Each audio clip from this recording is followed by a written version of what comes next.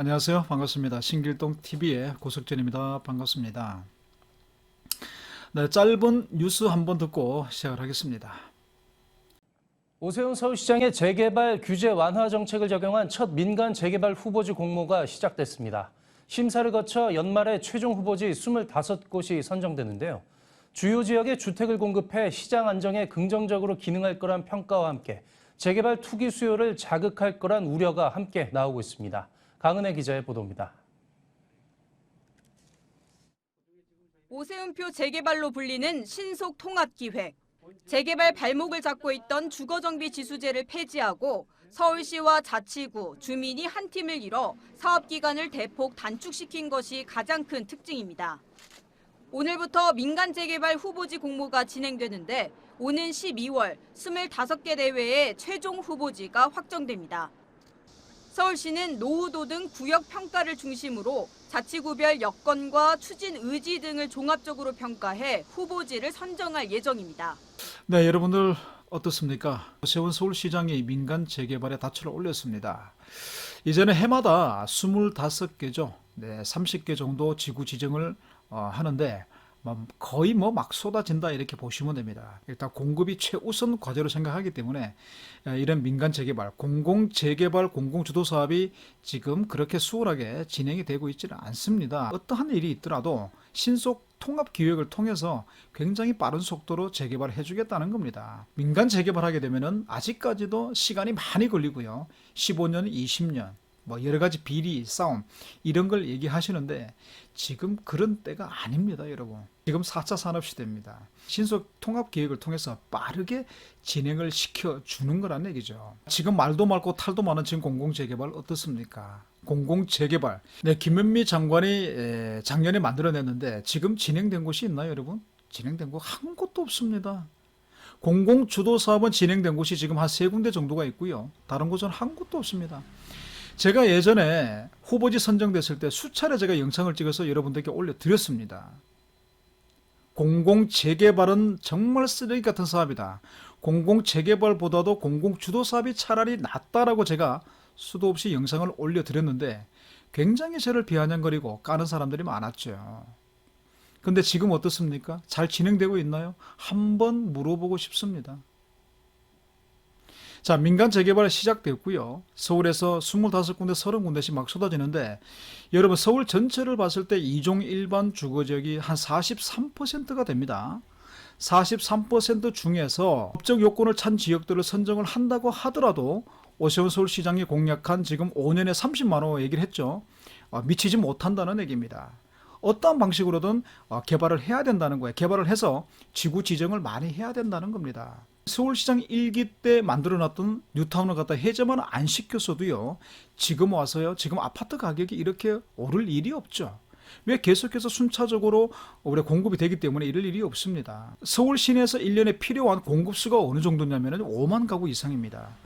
이 정도를 매년마다 공급을 해야만이 안정이 된다는 얘기예요. 아파트가 없어서 그러는 게 아니죠. 정말 살고 싶은 아파트, 깨끗한 아파트, 이런 아파트를 갖다가 우리나라 사람들은 가장 선호를 많이 한다는 겁니다. 지금 아파트가 얼마인지 여러분들 잘 아시죠? 20억대, 30억대. 이게 정상적인 아파트 가격인가요? 저는 정상적이라 절대 생각을 안 합니다. 여러분 빨래하다 보면 거품이 많이 일어나죠? 하지만 그 거품이 한순간에 없어져 버립니다. 그러한 일이 생길 수가 있다는 겁니다. 그 거품을 만들어낸 주범이 누구냐면 현재 정부입니다. 공공이 참여했다라는 이유만으로 수익금을 가져간다는 얘기예요. 매출의 몇 퍼센트 수익금을 가져가면서도까지 정비업체 선정하는데 보증을 서라고 한답니다. 보증을 섰다가 만약에 사업이 무산됐다라고 했을 때는요, 그 책임과 부담은 누구한테 가냐면 오롯이 조합원들한테 전가가 된다는 얘기죠. 그 부담감을 안으라는 얘기입니다. 이게 바로 현 정부 LH입니다. 여러분, LH를 도대체 얼마나 믿습니까? 해마다 발표되는 것은 LH 적자라고 얘기합니다. 성과급이 가장 많은 기업이 바로 공기업이 LH입니다. 3가지 정도 말씀을 드리겠습니다. 첫 번째는요, 잘못된 게 뭐냐? 바로 현금 청산입니다. 만들지 않아도 될 현금 청산자들을 억지로 만들어낸 거라는 얘기입니다. 투기꾼을 잡아라 그랬지 우리가 빚을 내가지고 아파트 하나 받아보겠다고 대출받아 들어와 사는 사람들이 투기꾼인가요? 어떤 분들은요 현금 청산 대상자의 마음을 이해를 한다고 합니다. 그런 소리 앞으로는요 절대로 함부로 하시면 안 됩니다. 큰일 날 수가 있습니다. 그런 일은 절대로 얘기하지 마세요. 두 번째가 뭐냐면요 바로 분담금이에요. 여러분 하나 제가 말씀을 드리겠는데요. 만약에 여러분이 살고 있는 이 땅이 신길동이 아니라 노량진, 흑석동, 강남이라고 한다면요 저렇게 쓰레기 같은 사업 계획서를 가져와서 여러분 명품 아파트로 만들어 드리겠습니다고 했을 때 여러분들 가만히 있었겠습니까? 여러분 강남이 왜 비싼 줄 아세요? 흑석동, 노량진이 왜 비싼 줄 압니까? 강남은 강남만큼의 자존심을 지키고 있다는 겁니다. 여러분 자존심도 없습니까? 그런 쓰레기 같은 사업 설명에 25평짜리를 850개 깔아드리겠습니다. 30평짜리를 250개 깔아드리겠습니다. 그리고 나머지는 46제곱미터 이하로 깔아드리겠습니다. 그렇게 얘기하는데도 여러분 자존심 놀이 없으세요?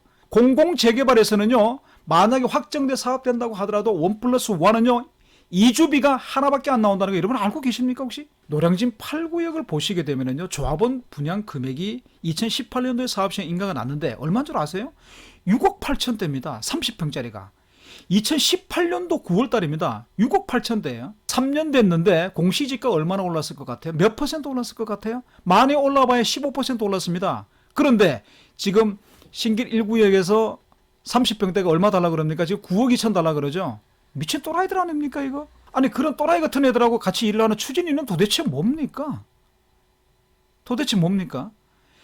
아까 말씀드렸던 거품이라고 말씀드렸는데요. 이런 17억, 20억대, 25억대 아파트 가격 언제나 그런 가격을 유지할 것이다. 올라갈 것이다. 그렇게만 상상을 하고 계신다면요. 큰 오산입니다. 절대 그렇게 생각하시면 안 되고요. 항상 보수적으로 생각을 하셔야 되고요. 주민들, 조합원들은 조합원들의 이익을 100% 이익을 챙기셔야 됩니다. 최저의 분담금 그리고 일반 분양가는 최고의 일반 분양가, 일반 분양가를 기준으로 해서는 안 된다는 얘기입니다. 법을 바꿔서라도 해야 됩니다. 그래서 제가 초두에 후보자로 선정된 영상을 올려드렸을 때도요. 지금은 중요한 때가 어떤 사업을 하나로 고집할 때가 아니라고 제가 수도 없이 말씀을 드렸죠. 급한 거는 정부입니다. 그리고 급한 거는 정부예요. 그래서 여러 가지 사업들을 테이블 위에 올려놓고요. 우리는 좋은 사업만 골라가지고 하면 되는 것을 지금 무슨 LH와 후보지 선정 단계에서 2년을 계약을 했다고 합니다. 2년 동안 다른 사업 전환을 일절 못하게끔 가두리를 만들어놨다는 거예요. 다른 좋은 사업, 공공재개발보다는 공공주도가 사업성이 더 좋기 때문에 그것도 못하고 있죠. 자, 그거보다 더 괜찮은 거는 오롯이 조합원들의 개발 이익을 가져올 수 있는 게 바로 뭡니까? 바로 민간재개발입니다. 그 민간재개발도 하지 못하고 있다는 겁니다. 하지만 여러분 아직까지 시간이 있습니다.